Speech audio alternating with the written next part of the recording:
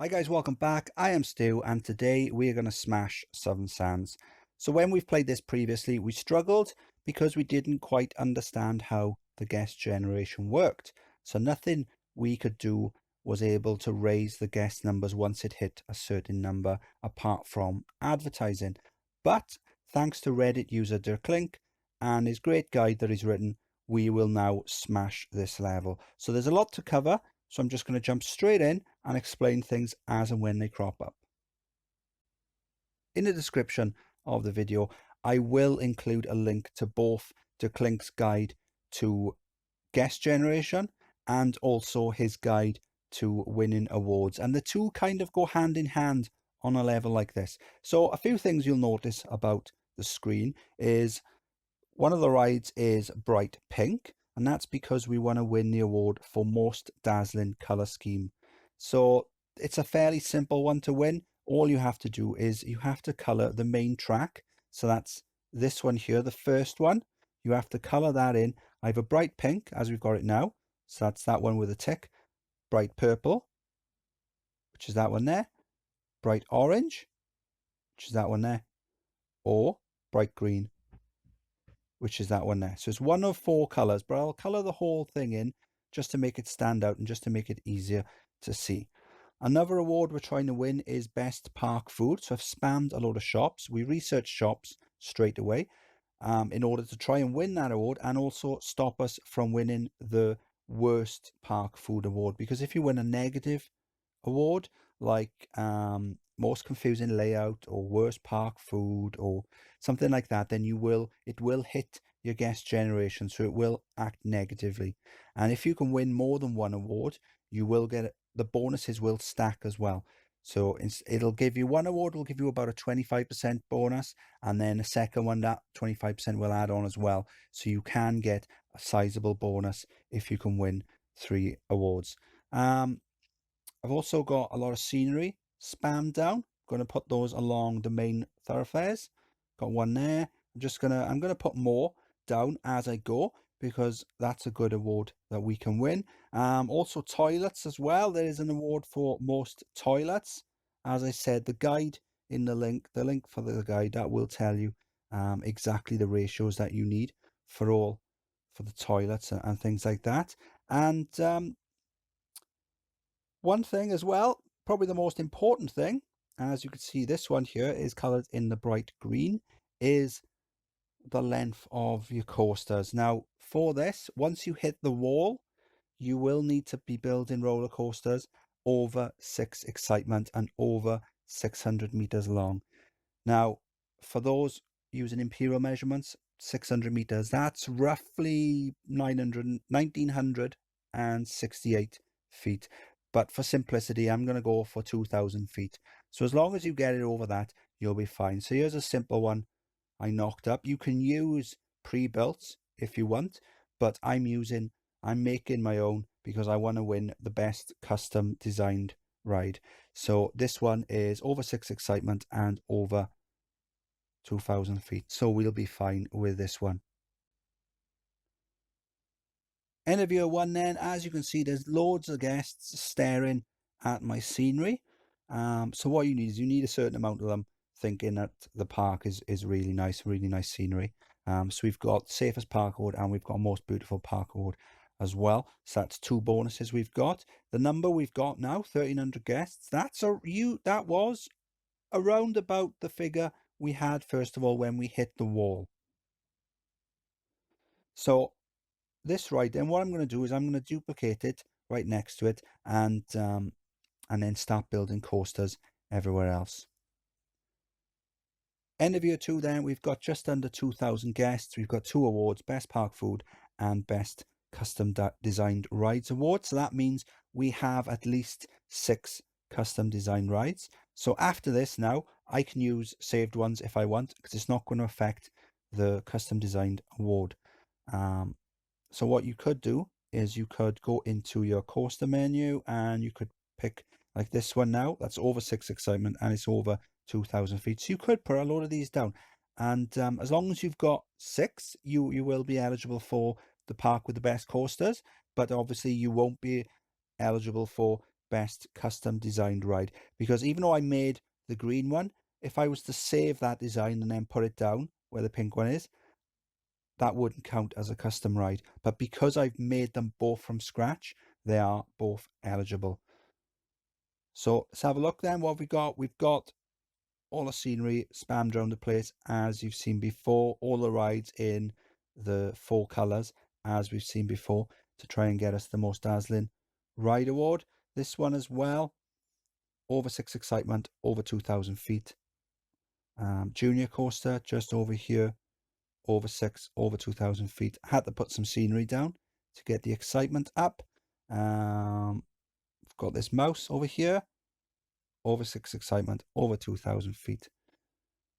Just over here, the mine train, again, length, excitement, fine. I did have to add this little fiddly bit at the end to get the lateral G's higher, because it did give me an excitement penalty. It was about 3, added the lateral G's, and it was fine, over 6. So we're doing well. We've got 2,000 guests ish. Where am I going? Right here. So if you look at the marketing, as you can see, 0. We haven't advertised at all. Haven't needed to, because the length of the coasters is taking care of everything. So what I'm going to do now, I'm just going to carry on as I am doing, put down a few more longer coasters and see where it takes us. May Year 3, I've got a suspended coaster, just having it threading the loops for a bit of an excitement bonus. We've currently got 3 awards on the go, so we've got 3 lots of bonuses. 3 is the most I've had in one go on Classic. On OpenRCT2 on the computer, I have managed to get 4 awards a couple of times. So 4 is the maximum, but 3 is the most I've had so far on Classic. So I've put down a few extra rides. The guest numbers just under the target, so we need 2,300. We've got just under that. We've got the green arrow, so it is going up. Again, no advertising. Haven't needed to. Won't need to at all. So we're doing really well. So I think what I'm going to do is I'm just going to put down a few more rides, and then for the 4th year, for the final year, we'll probably just run it on fast forward. October Year 3, only the 1 award so far. Just building this twister. I've got a bit of fine tuning to do. After that, I think what I'm going to do is I'll drop the prices. At the moment, we are charging £10 for every ride. I'll drop that down to £5. There's no ATMs, no cash points on this level. So we'll drop that down to £5, and that'll help retain some of the guests, because they won't be spending all their money and leaving quite so soon. And we'll just run it on fast forward. But we've got 300 guests more than what we need. So we're doing fine. Again, no advertising. And compared to when we first played this through, when we didn't know how the guest generation worked, this has been much easier, a lot less work. We were putting rides down left, right and centre when we first played it, and nothing was happening. I think at the end we had about 30 something roller coasters, but this has been a walk in the park compared to it. So as I said, I'm going to reduce the rides down now to £5 a go and just fast forward until the end.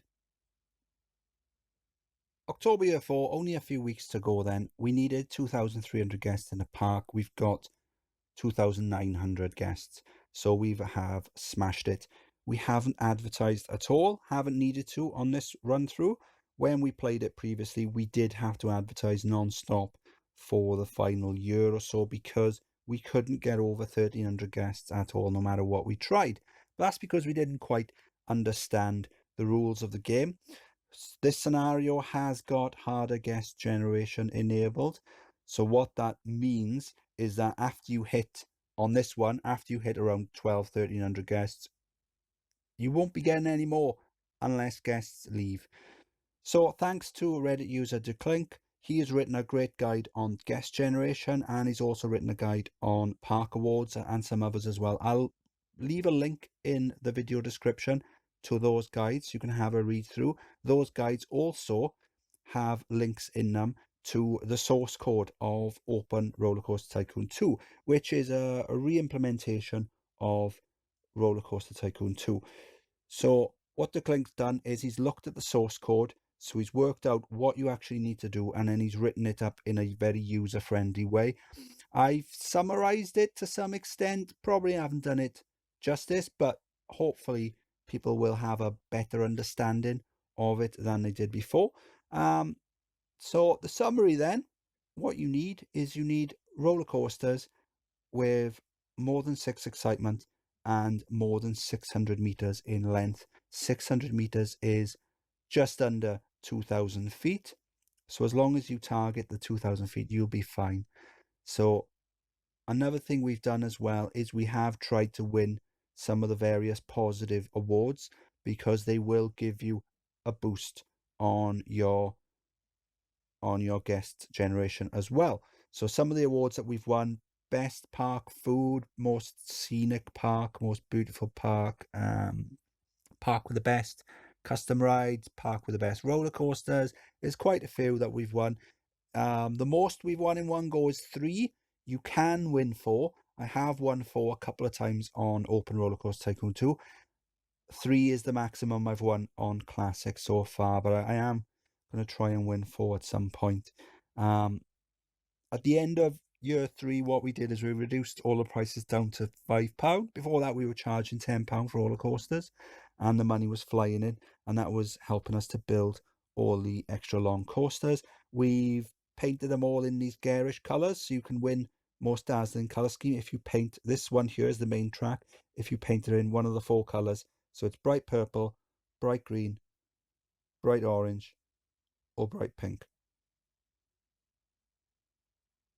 So as you can see, we've built a few coasters, nowhere near as much as we built on the first playthrough. Haven't needed to. This has been so much easier. This has been a walk in the park compared to the first playthrough. That on that one, we were building coasters left, right, and centre. I must have had over 30 coasters at one point, and nothing was working. Obviously, if I had put longer coasters, then we would have done it without knowing why. Another level that has this harder guest generation mode is Venus Ponds, and I believe Build Your Own Six Flags Over Texas. When we played that recently, we did encounter some sort of wall as well, and we had to advertise on that. So I think that one's got it as well. So hopefully this will make it easier for anyone who's still stuck. I know there are a few people who are still who've hit the wall, and even after advertising, they can't get anywhere near the 2,300. So hopefully, if you play it with this, and we've completed it, just pretending we put our name in there. Hopefully you'll be able to do it by following the tips that I've put in, mentioned on this video, and also the guide from Deurklink. So I hope you enjoyed the video. If you did, please like and subscribe.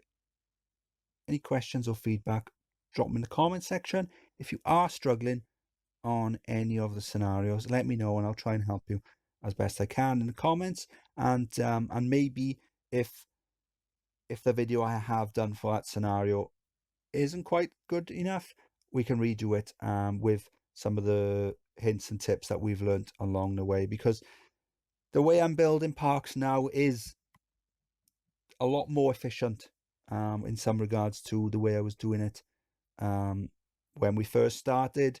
My roller coaster building has gotten a lot better. I can build a lot of these coasters here. It was just a case of build them quickly, put them into test, they come back, they're fine, crack on with the next one. Whereas before there would be a lot more testing and refining and whatever. It's time to say goodbye, and I'll see you next time. Bye.